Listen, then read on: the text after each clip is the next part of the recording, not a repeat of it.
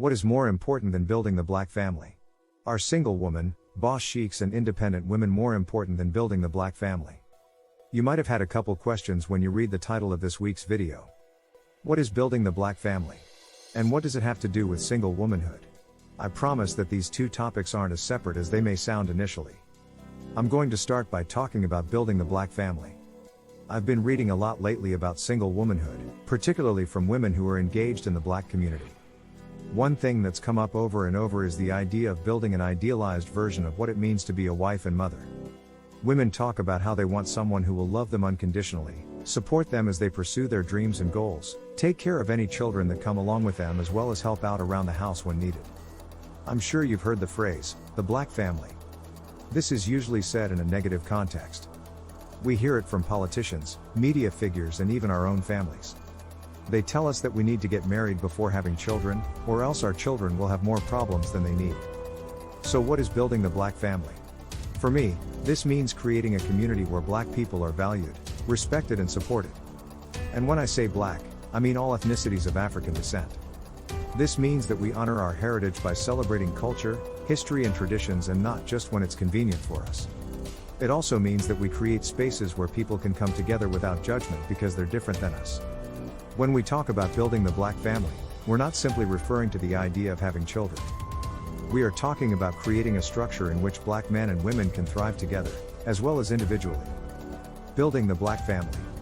The definition of building the black family is simple: to leave your home better than when you entered it, through providing for your family and increasing their quality of life. This means not just financially but also mentally, emotionally and spiritually. Whether that means buying your parents a house so they don't have to worry about paying rent anymore, or saving up for your son's college education so he can pursue his dreams without debt hanging over his head, it all counts. But being a single woman is a choice, and I wonder why most black women are not choosing to be wives.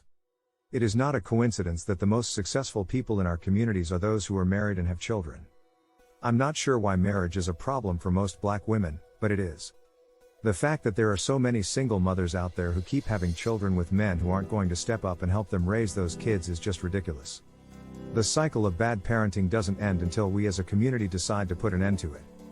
Black women are the most enrolled in college and some of the most hyper-independent women in U.S. history. They don't care about what society says or their own men are saying about them. They don't care about the facts or the data. They know the black family is under attack and they still choose to be single and single mothers by choice. The question is why? Is it because they don't want to share their money or power with a man? Are black women afraid of being dependent on someone else for love and support? Do black women think that being married is an outdated institution that no longer benefits them as a community? I don't know what the statistics are exactly, but I can say with confidence that there is a large percentage of black women who are not married. While I was growing up, my father would always tell me that being single was the worst thing in the world for a woman. He said that if you were single and over 30 years old, then you were considered past your prime, you had hit the wall and it was time to settle down with someone. Build the black family is the most important thing you can do in this life. It is the most noble thing you can do for yourself, for your family, and for society as a whole. There is nothing more important than building the black family. If you are a man, this means being the best provider possible. If you are a woman, this means being the best homemaker, wife and mother as possible. It also means that you should both be loving and supportive of each other as well as your children. The family is the core of our community, the foundation of our culture. The black family has always been an important part of our communities and society at large.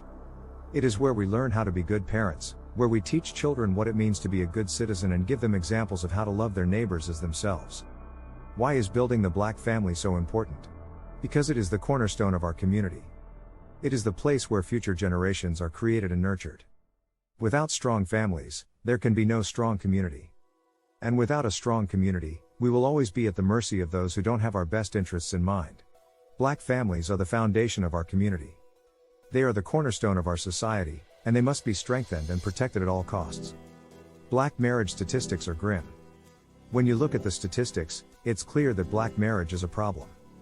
In 2013, there were only 26% of blacks married, compared to 48% for whites. The median age for black women getting married was 27. For black men it was 29. Black women are less likely than any other group to marry someone outside of their race and more likely to stay single longer than other groups. For every 100 unmarried black women in America today, there are 80 unmarried black men. What's more, the black marriage rate has actually fallen dramatically over the last 4 decades. In 1970, 72% of blacks were married. By 1980 it was 66%, by 1990 it was 57%, in 2000 it was 54%. It's important to note that the issue of black marriage is a problem with many causes. Racism, economic inequality, incarceration rates, all of these issues play a role in keeping blacks from marrying. There are a lot of reasons why black marriage is dying out. Some people say it's because of the breakdown of the black family, but that's not true. It's because black women are holding out for the perfect man, they are waiting on God to send the right man and refusing to settle down with anyone who isn't exactly what they want.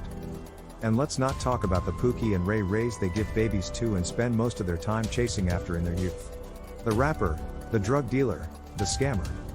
This is a problem that needs to be addressed. If we don't start addressing this issue, it will only get worse as time goes on. From slavery to segregation, we've always been up against it. It is a common belief that African Americans have always been family-oriented and close-knit. But this simply isn't true. The institution of the nuclear family was not a part of black experience. In fact, it was used as an effective tool used to break down black men and destabilize families during slavery and segregation. As you know, throughout history there were laws preventing black people from marrying each other or having children together. Black people were considered property rather than human beings who could choose their partners for love or convenience. That's why many slaves took on single motherhood, as a way to create new families after being torn apart by slavery itself. Black men often had no choice in terms of whether or not they wanted kids. If you're familiar with any formative time periods like this one, then maybe realize how important it is for us today when we see images like these showing our ancestors fighting for their rights against bigotry, hatred, discrimination and slavery. It's important to recognize that though the photos were taken by white people and in some cases used to mock black men, they still show how strong and resilient we are as a people. We have come so far since then, but there are still many battles that need fighting today. What if we took a page from our grandparents' books? In our grandmother's day, most black children grew up in 2-parent families. But today, the majority of black children are growing up in single-mother households. What if we took a page from our grandparents' books? What if we made it a priority to ensure that today's young people have both a mother and father present in their lives? What if we worked to ensure that every child had 2 parents who loved them and supported them? What if instead of condemning single mothers actually held themselves accountable for the men they laid with, apologized to the community and decided to become better women, better mothers and better wives, and then men will not look down on single mothers and we can help them raise their children with the love and care they deserve, not just from the nuclear family but also from the black community as a whole. The burden of responsibility should not be placed on the woman alone, but also on the man. Men need to be held accountable for their sexual activities and made aware that they have a responsibility to women and children as well. Single women need not feel pressured to get into relationships just for the sake of having one. They should be able to enter into a relationship when they are ready, but they also should not be waiting until they are past their prime or hit the wall and then expect a man to want to marry them and treat them like they are still in their 20s. There are pros and cons to being in a relationship, as there is anything in this world. Being single has benefits that aren't often discussed or even recognized. If you're single, then you have the space to do whatever you want whenever it's convenient for you. No one can tell you what time to come home, who to spend your money on, or when it's time for bed, or sex. You don't have anyone else's schedule to worry about but your own. Being single also has its drawbacks. You have no one to share your life with, so you don't get the benefits of companionship or support. You can't lean on someone else when things get tough, and there's no one to help out around the house or do chores. Being single can be empowering for a woman as well as a man.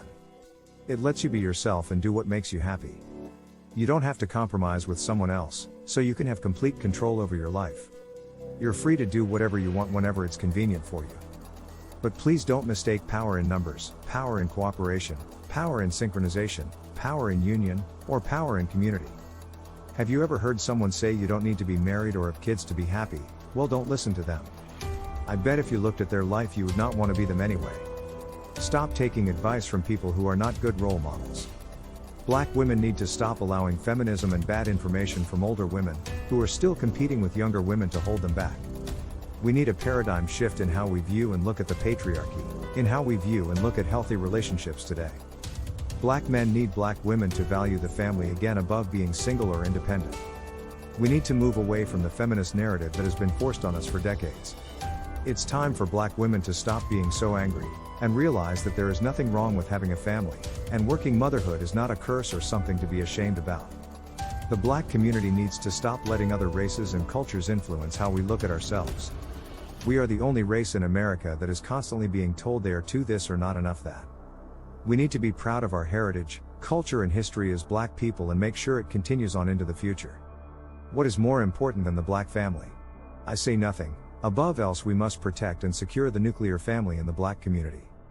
We need to realize that the black family is under attack, and it's not just from those outside our race, but also from within.